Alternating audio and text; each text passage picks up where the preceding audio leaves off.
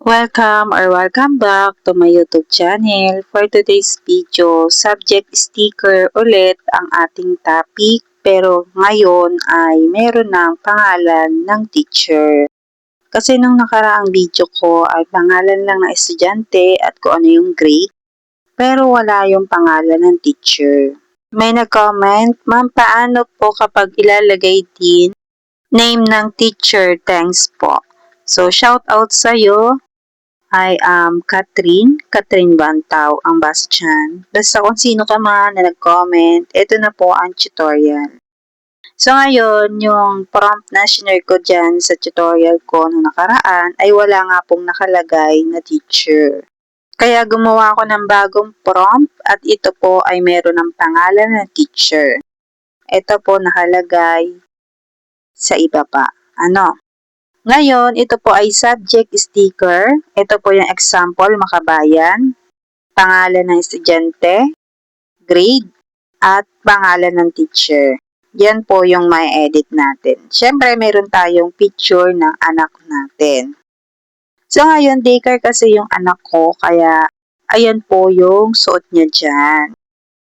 Pang daycare, Tapos yung grade din niya, daycare. Kasi nga, daycare pa yung anak ko. Ngayon, ang kagandahan naman dito sa prompt na isi-share ko dito sa video na ito ay kung ano yung picture na inilagay nyo, kung ano yung suot ng anak nyo sa picture na inilagay nyo sa ChatGPT, ayun yung ma-edit niya. So, dun kasi sa nakaraang tutorial ko or dun sa nakaraang prompt na ginawa ko, ay dinidescribe pa kung ano yung suot ng bata, 'di ba? So ngayon, naisip ko kasi na hindi naman pare-parehas ang uniform ng school, kaya mas magandang ganito na lang. Kung ano yung nilagay mong picture ng anak mo, kung ano yung suot doon, ayun ang may edit dito sa prompt na i-share ko. Tapos, ito namang daycare ang nakalagay, syempre i-edit nyo yan kung ano yung grade ng inyong anak. Tapos, yung Lilian C. Dondonilla, alisin nyo din yan. Ilalagay nyo yung pangalan ng anak nyo. Siyempre, yung teacher din, gayon din. Aalisin nyo yung pangalan ng teacher dyan, tapos ilalagay nyo kung ano yung pangalan ng teacher ng inyong anak. So, ito yung prompt na ating gagamitin dyan sa pag-edit. Ayan. So, nakalagay nga dito yung pangalan, grade, at pangalan ng teacher. So, edit nyo na lang muna yan bago nyo ilagay sa ChatGPT. Okay? At kung okay na tayo sa prompt, tara na at mag-edit. Para sa mga hindi alam kung paano mag-edit nito, sa ChatGPT po mas maganda mag-edit kasi mas malinaw po doon ang edit. Ngayon, pupunta tayo sa Google Chrome. Dito natin isi-search sa Google Chrome ang ChatGPT. So, yan. Search natin ang ChatGPT at ito siya. Itap lamang yan at dapat nakalagin ka gamit ang iyong Google account para makapag-edit ka dito. Huwag kang mag-alala, libre lang to, walang bayad. Dito sa baba, sa Ask Anything, dito natin ipipaste yung prompt na ating ginawa. Ayan, pag nandyan na yung prompt, meron ditong plus sign. Pindutin mo yan, pindutin yung photos at piliin yung picture ng anak mo. Pindutin yung done. And then, wait mo lamang mag-loading yung picture tapos isend mo na siya sa ChatGPT.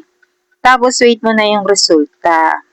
So, ngayon, mas matagal mag-edit dito sa ChatGPT kaysa sa Gemini AI based sa aking experience.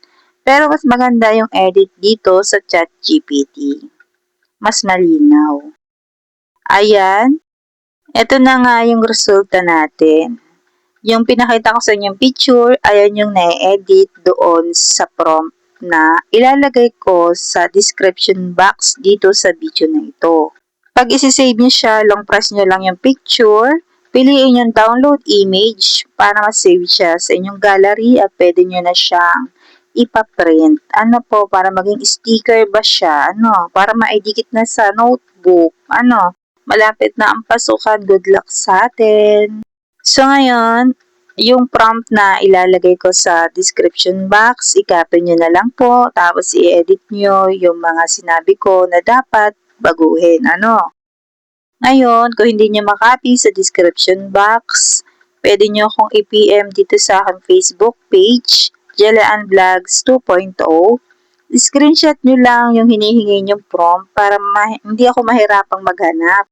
Sa mga hindi pala nakakaalam, ay marami na po ako na-share na prompt dito sa aking YouTube channel. Kaya kung mag-chat kayo at hihingi kayo ng prompt, ay hindi ko po alam kung alin doon. Kasi nga madami nga ni.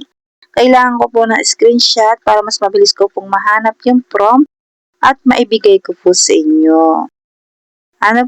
So ngayon, kung meron pa po kayong katanungan, ay pwede kayo mag-comment sa comment section at sasagutin ko yan pag hindi ako busy. Sa mga gusto pa ng iba pang editing, ay meron po akong ina-upload dito sa aking YouTube channel. Pwede kayo bumisita at baka isa sa mga video ko ay makatulong sa inyo. Doon pala sa aking Facebook page, nag-upload din po ako doon ng mga prompt na ginamit ko sa pag-edit. Follow nyo na rin po ako doon at baka makatulong sa inyo yung prompt na ginawa ko. So yun lamang. Thank you for watching. Bye!